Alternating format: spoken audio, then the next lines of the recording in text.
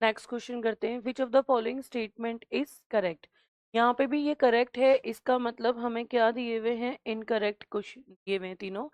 ये बोल रहा है fusion of protoplasm between two motile और non motile gamete is called plasmogamy. ये यहाँ पे जो कॉन्सेप्ट आ रहा है वो हम बोल रहे हैं इसको रिप्रोडक्शन। नहीं, हम ऐसे ना बोल के हम बोलेंगे sexual reproduction. Sexual reproduction in fungi. Fungus के अंदर या फंजाई के अंदर सेक्सुअल रिप्रोडक्शन जो होता है ना, उसकी 3 फेजेस होती हैं, थोड़ा सा समझ लो इसको। पहला होता है प्लाज्मोगेमी। ठीक है, इसमें क्या होता है,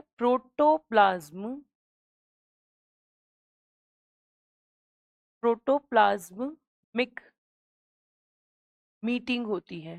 ठीक है, ये बात समझ में आ गई। जो दूसरा फंक्शन, दूसरी स्टेप होती है उसे बोलते हैं कैरियो।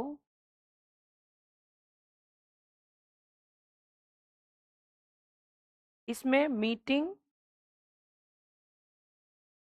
इन न्यूक्लियस, न्यूक्लियस के बीच में मीटिंग होती है।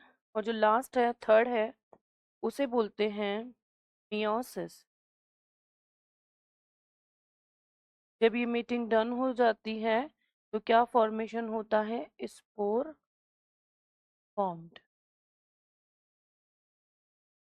तो हमें ये सब चीजें अगर इन शॉर्ट याद है तो हम इसको क्वेश्चन से रिलेट कर सकते हैं। तो नंबर 1 स्टेज में वो हमसे बात कर रहा है कि fission of the protoplasm between the two type motile and non-motile gametes is known as plasmogamy। Yes, क्योंकि प्रोटोप्लाज्म के मिक्सिंग होती है। ठीक है, तो करेक्ट पूछ रहा है तो ये तो करेक्ट स्टेटमेंट हो गया। अगला देखते हैं, organism that depend on living parasite.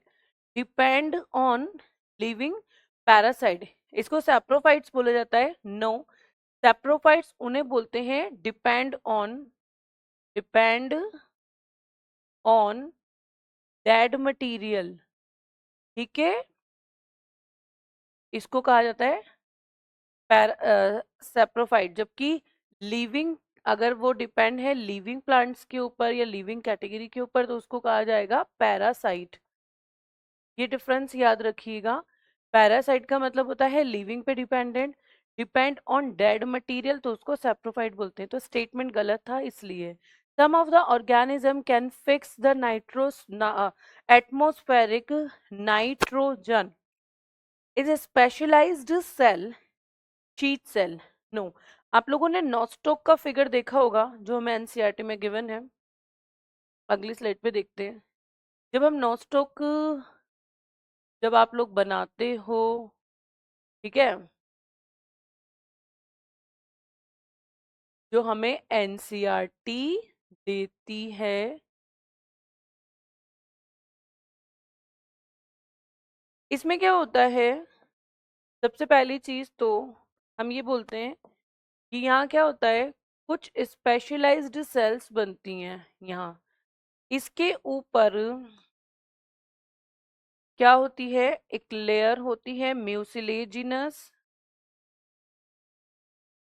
ठीक है, और बाकी की जो सेल्स होती हैं वो नॉर्मल सेल्स होती हैं। ठीक है, एक जैसी होती हैं। और उन सेल्स के अंदर भी जेनेटिक मटेरियल, मतलब जो भी साइटोप्लाज्म है, लिक्विड है, वो फिल होता है। लेकिन बीच बीच में कुछ स्पेशल टाइप की सेल्स बनती हैं और ये स्पेशल टाइप की जो सेल्स होती हैं, इन्हें, इन सेल्स को कहा जाता है हेटेरोसिस्ट।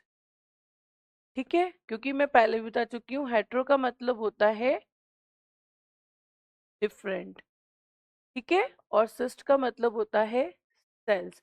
तो आप देख रहे हो सारी सेल्स एक जैसी हैं लेकिन कुछ सेल्स डिफरेंट हैं, तो उन्हें कहा जाता है हेट्रोसिस। ये एक नॉस्टॉक एना बेना जो हमने एनसीईआरटी में पढ़ा हुआ है, ये उसका फिगर है। उसके अकॉर्डिंगली उन सेल्स को क्या कहते हैं, हेट्रोसेल। जबकि क्वेश्चन में क्या दे रहा है वो गलत, वो हमसे कह रहा है शीथ सेल। बात समझ में आ गई। और शीथ किसे कहा जाता है, इसकी इस कवरिंग को जो कैसी होती है, जिलेटिनस होती है, उसे कहा जाता है शीथ कवरिंग। बात समझ में आ गई क्यों गलत है, हमने पूरा अच्छे से क्लियरिफाई कर दिया, तो इसलिए ये वाला स्टेटमेंट रॉन्ग है। नेक्स्ट बोल रहा है कि fusion of two cells is karyogamy. मैंने आपको पहले ही एक्सप्लेन कर दिया, जिसमें मीटिंग किसकी होती है, न्यूक्लियस की। तो कैरियो का मतलब होता है न्यूक्लियस, और गैमी का मतलब होता है न्यूक्लियस के बीच में मीटिंग। तो karyogamy is related to the fusion of the two nucleus, not cells. Okay, तो सेल गलत हो गया, यहाँ क्या आना चाहिए था, न्यूक्लियस। तो ये वाला स्टेटमेंट भी हो गया रॉन्ग। तो हमारा राइट आंसर कौन सा जा रहा है, 1।